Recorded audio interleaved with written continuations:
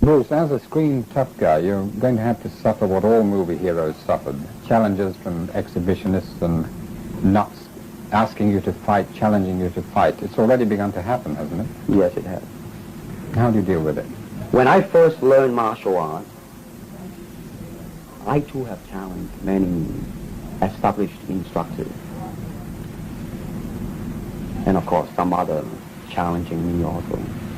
But what I have learned is that challenging means one thing, is that what is your reaction to it? How does it get you?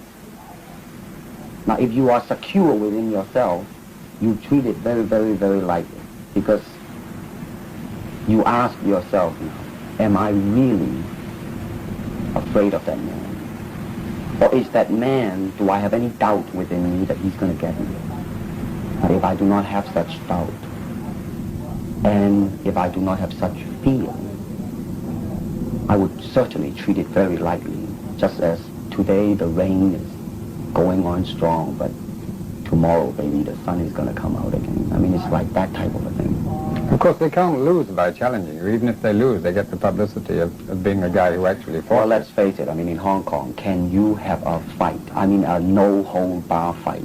Is it a legal thing? It isn't, is it? And to me, you see, a lot of things, I mean, like challenging and all that, I am the last to know. I am always the last to know, man. I mean, I always find out from newspapers, from reporters, before I personally realize what the hell is happening. Bruce, you were teaching martial arts in the States, and yes. two of your students were Steve McQueen and James Coburn. Did you find them tough people, the way they're portrayed on the screen? Well, first of all, James Coburn, definitely, is not a fighter. Lover, yes. I mean, he's really a super nice guy. I mean, not only that, he's a very peaceful man. He learned martial art because he finds that it is a very, very, it is like a mirror to reflect himself. You know what I mean? I mean, like, I personally believe that all type of knowledge, I don't care what it is, ultimately means self-knowledge. And that's what he is after. Now, Steve is very uptight. Steve is very high-strung, you know. Now, Steve, he can be a very good martial artist. But I hope that martial art would cool him down a little bit, maybe make him a little bit more mellower, and be more peaceful, like Jim. Did it achieve that, his time with you? Did you feel that perhaps he learned something from you? No, definitely not yet. First, because of shooting schedule and all that, I mean, he cannot have it on a regular basis. And secondly, he is still on the level right now of enjoying it as an excitement, like his motorcycle and his sports car, you know. Some for release of his whatever, anger, whatever, you name it. Bruce, how much of your screen personality is really you? I mean, you teach martial arts, so you're obviously very good at it. But of course, teachers are not always the best exponents or practitioners. Right. Are you able to take care of yourself, would you say? I will answer it, first of all, with a joke, if you don't mind. Oftentimes people come up and say, hey, Bruce, are you really that good? I said, well, if I tell you I'm good, probably you will say I'm boasting. But if I tell you I'm no good, you know I'm lying. But, all right, going back to be truthful with you, let's just put it this way. I have no fear of opponent in front of me, but I am very self-sufficient, that they do not bother me. And that should I fight, should I do anything, I have made up my mind, and that's it, baby. You better kill me before. Bruce, in The Big Boss, you play a man who's very slow to anger. Yes. He's shy, diffident.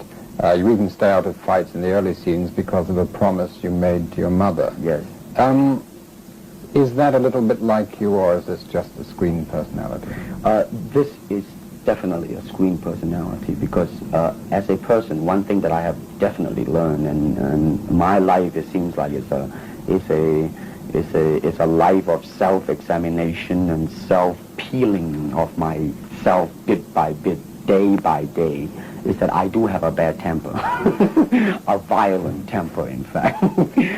So that is definitely, some people that I am portraying, not Bruce Lee as he is. Well, as well as being an exceptionally successful film in terms of finance, it grossed more than any other pictures ever done in Hong Kong.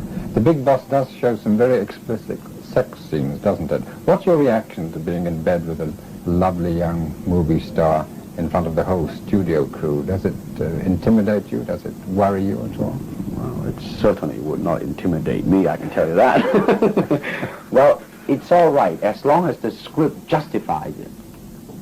But I definitely do not agree to put something in there just for the heck of it because it is an exploitation, like for instance, when I start shooting The Big Boss, the first question was asked, hey man, how many thousands of feet of films, my English is getting terrible now, is it going to be? My reaction is that, first of all, why do I start fighting?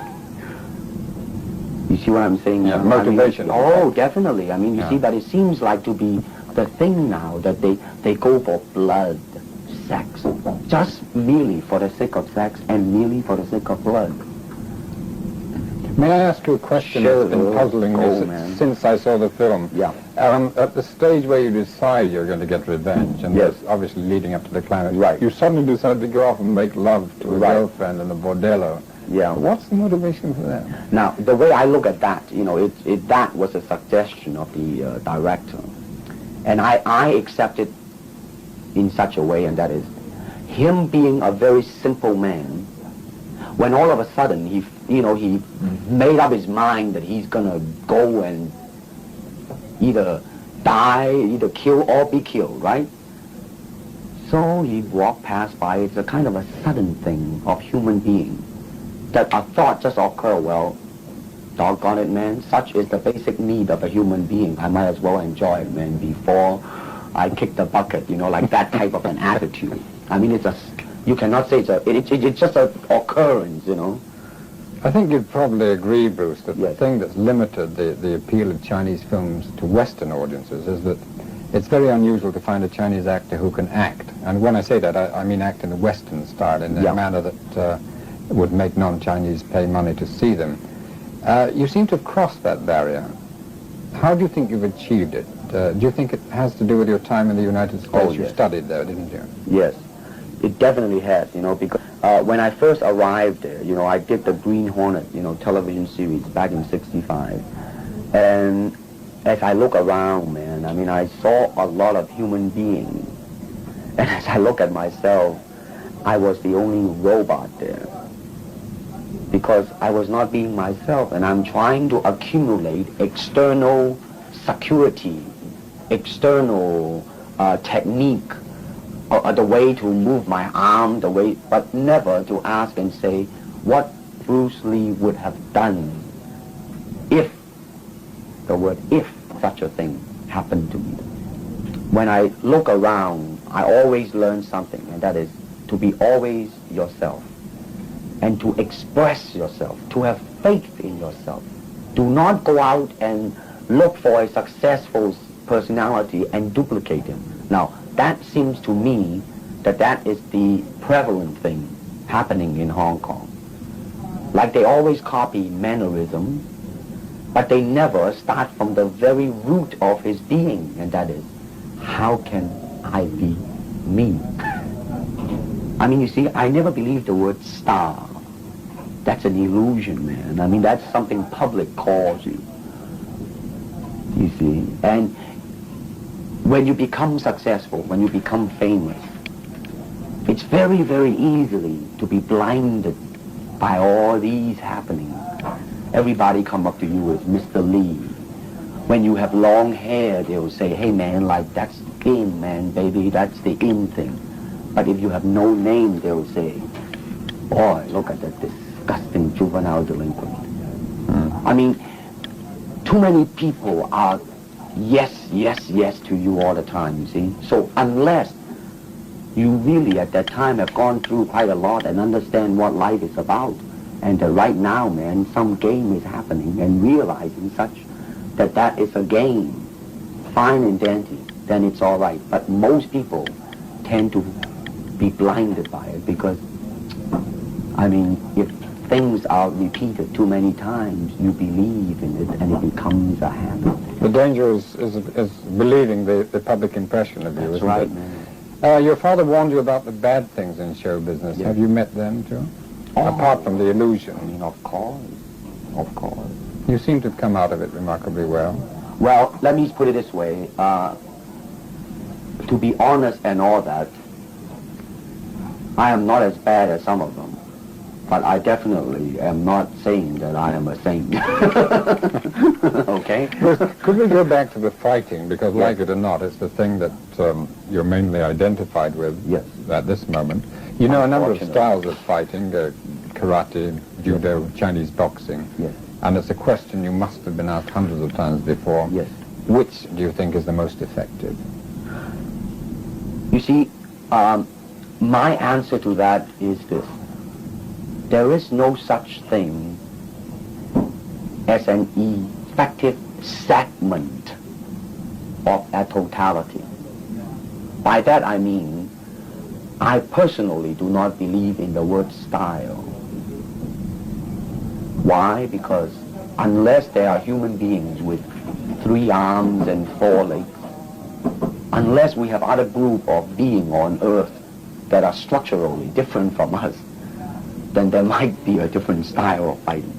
Now, why is that? Because we have 2 hands and 2 legs now. The important thing is how can we use it to the maximum?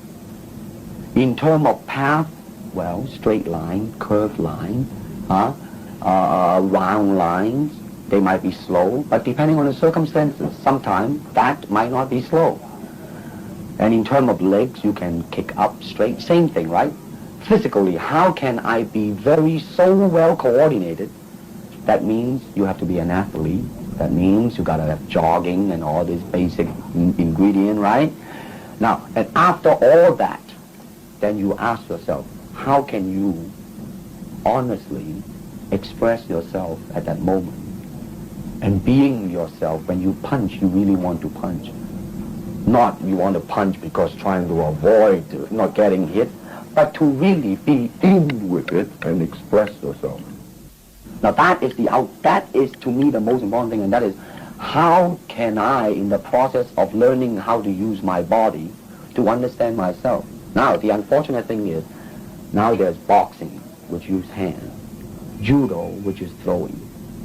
Now I'm not putting them down, mind you, but I'm saying one thing that is the bad thing, and that is, because of styles, people are separated. They are not united together because styles became law, man. But the original founder of the style